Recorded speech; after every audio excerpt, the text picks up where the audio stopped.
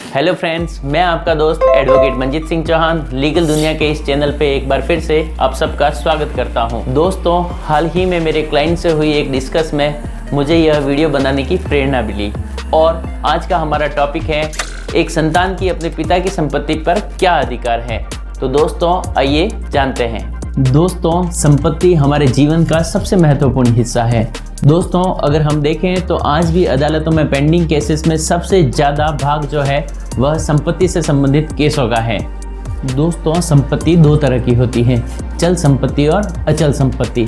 चल संपत्ति में हम सामान्यतः गहने, रुपये, कैश और एफडी इत्यादि रखते हैं, जबकि अचल संपत्ति में मकान, प्लॉट या कृषि भूमि या ऐसा भूखंड रखते हैं। दोस्तों, कोई भी व्यक्ति अपने जीवन में संपत्ति दो तरीके से प्राप्त करता है। प्रथम वह संपत्ति होती है जिसे व्यक्ति स्वयं अपनी आय से अर्जित करता है, जो उसकी सेल्फ एक्वायर्ड प्रॉपर्टी होती है। दूसरी तरीके की संपत्ति वह होती है जो किसी व्यक्ति को पैतृक संपत्ति के रूप में प्राप्त होती है। तो आइए दोस्तों जानते हैं क्या है सेल्फ एक्वायर्ड प्रॉपर्टी और क्या है पैतृक संपत्ति। दोस्तों, अपनी स्वयं की आय से अर्जित की हुई सारी संपत्ति सेल्फ एक्वायर्ड प्रॉपर्टी में आती है, जबकि अपने पूर्वजों से प्राप्त हुई संपत्ति को एंसेस्टर प्रॉपर्टी कहा जाता है। एंसेस्टर प्रॉपर्टी में सामान्यतः ऊपर की 4 पीढ़ी यानी ग्रेट ग्रैंडफादर की प्रॉपर्टी प्राप्त होती है, वह सामान्यतः एंसेस्ट्रल प्रॉपर्टी होती है। ऐसी प्रॉपर्टी का विभाजन नहीं हुआ होना चाहिए। दोस्तों, अब हमें जानना है कि एक संतान को अपने पिता से कौन सी संपत्ति प्राप्त होती है और कैसे प्राप्त होती है। तो दोस्तों, मैं आपको बता दूं, अगर किसी पिता की सेल्फ एक्वायर्ड प्रॉपर्टी है तो उस प्रॉपर्टी में किसी भी संतान का कोई हक नहीं है। इवन कुछ निर्णयों में यहाँ तक कहा गया है कि कोई वयस्क पुत्र या पुत्री अपने पिता के घर में निवास कर रहे हैं तो वह अपनी माता पिता की दया पर निर्भर है। सेल्फ एक्वायर्ड प्रॉपर्टी जिस किसी व्यक्ति की है वह अपने उस संपत्ति को किसी के भी नाम, वसीयत, गिफ्ट, दान या अन्य किसी जरिए से उस संपत्ति को किसी अन्य व्यक्ति को प्रदान कर सकते हैं। जबकि एंसेस्ट्रल प्रॉपर्टी जो पैतृक संपत्ति है, वह संपत्ति सामान्य तौर पर उस व्यक्ति द्वारा हस्तांतरित नहीं की जा सकती।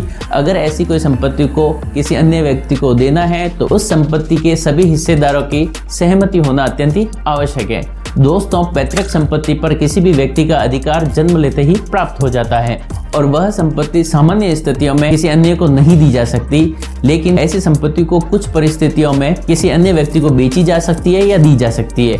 उनमें से मुख्य परिस्थितियां हैं अगर आप पर कोई सरकारी देनदारी हो, अगर आपके ऊपर कोई कर्जा हो, अथवा किसी धार्मिक समारोह में, मृत्यु या विवाह समारोह में कोई धन खर्च करना हो, या किसी मुकदमे या किसी कार्यवाही के लिए आपको धन की आवश्यकता हो।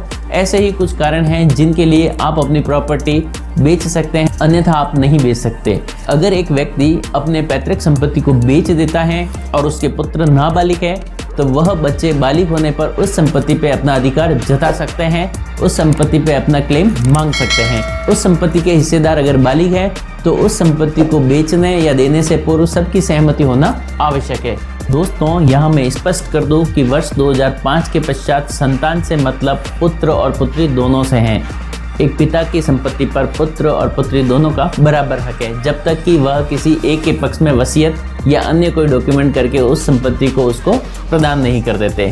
तो दोस्तों, इस छोटे से वीडियो के जरिए हमने यह जाना कि किसी व्यक्ति की सेल्फ एक्वायर्ड प्रॉपर्टी पर पूर्ण रूप से उसी का अधिकार होता है। यह जरूरी नहीं है कि संपत्ति अपने पुत्र और पुत्री को देवे। यह उस व्यक्ति की इच्छा पर निर्भर करता है कि वह उस संपत्ति को किसको देना चाहता है। वह चाहे तो उस संपत्ति को किसी अन्य व्यक्ति को भी गिफ्ट कर सकता है, दान कर सकता है या ट्रांसफर कर सकता है। दोस्तों, लेकिन एंसेस्ट्रल प्रॉपर्टी में व्यक्ति मात्र संपत्ति का केयर टेकर होता है, वह संपत्ति पीढ़ी टू पीढ़ी ट्रांसफर होती है। पैतृक संपत्ति में व्यक्ति मात्र एक होल्डर की भूमिका में होता है। संयुक्त परिवार का मुखिया कुछ ही परिस्थितियों में ऐसी संपत्ति को दे सकता है। दोस्तों, मैं आशा करता हूँ इस छोटे से वीडियो के जरिए आपको यह महत्वपूर्ण जानकारी देने में मैं सफल रहा हूँगा। दोस्तों, यह वीडियो आपको पसंद आया हो तो लाइक जरूर करें और आपको लगता है कि यह जानकारी उपयोगी है तो अपने मित्रों और रिश्तेदारों के साथ इस जानकारी को ज़्यादा से ज़्यादा शेयर करें। दोस्तों, अगर आप हमारे इस चैनल पे नए हैं तो जल्दी ही हमारा चैनल सब्सक्राइब करें और पास ही के बेल आइकन को जरूर प्रेस करें ताकि इस चैनल पर आने वाली नोटिफिकेशन आपको सबसे पहले प्राप्त हो। दोस्तों, मिलते हैं नए वीडियो में, तब तक के लिए हैव अ नाइस टाइम।